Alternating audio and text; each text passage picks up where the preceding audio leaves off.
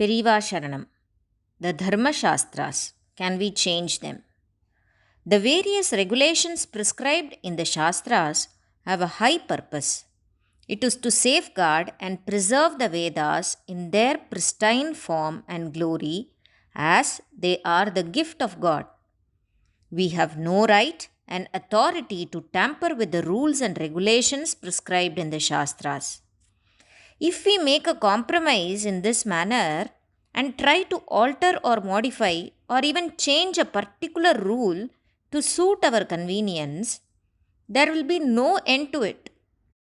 Finally, this will end up with keeping our worldly conveniences alone, and further, we are not the authority to make any changes. Say, for example, we want to remove the weeds from a field. We remove the weeds every now and then as they are coming up. Like this, if we go on weeding out endlessly, nothing, not even the crop, will stay in the end. If we venture to alter or modify the regulations of the Shastras as we remove weeds from a field, some will say that a particular set of rules may be modified now like this. Some others will come up for changing or removing yet another bunch of rules. Finally, there will be no norms as to which or what should be altered or modified. In the end, nothing will remain as in a field which was weeded out endlessly.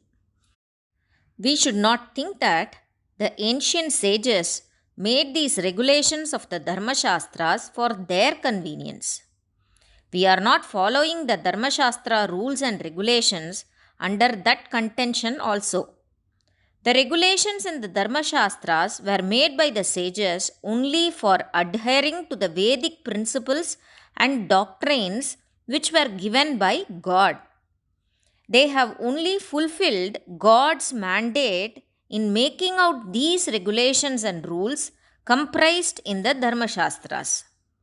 These regulations in the Dharma Shastras are there only to preserve the sacred Vedas and the Veda Dharma. We have to preserve them and carry on with them.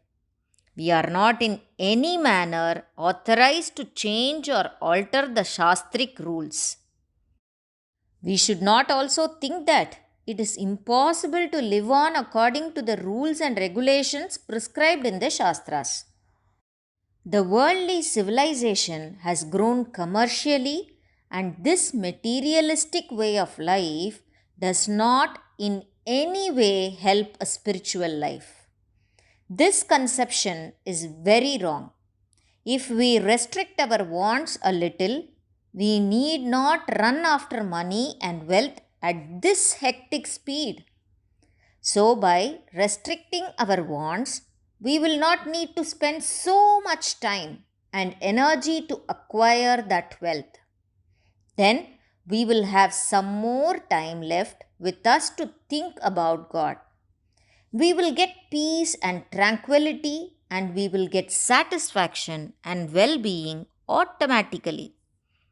Many are thinking wrongly that a lot of wealth and money will be required for doing our Nitya Karma Anushtana. There is no need for doing any puja with pomp or splendor and spend a lot of money for the same. A dried tulasi dala or vilvapatra will be enough for the puja.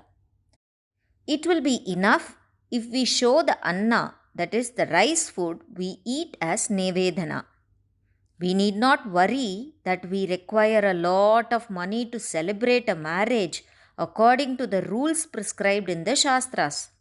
The luxurious expenses which are made now on decorations, photographs, and feeding all are not at all needed in a marriage.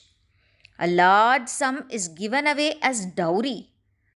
A lot of money is wasted by going in for costly and gorgeous dress materials.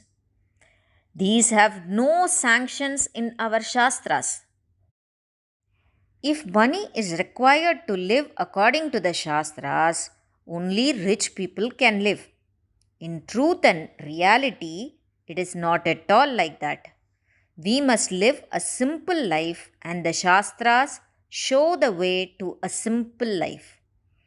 The Shastras and the regulations and the rules made thereunder enjoin us to lead a simple living without any luxury or unnecessary expenses, therefore.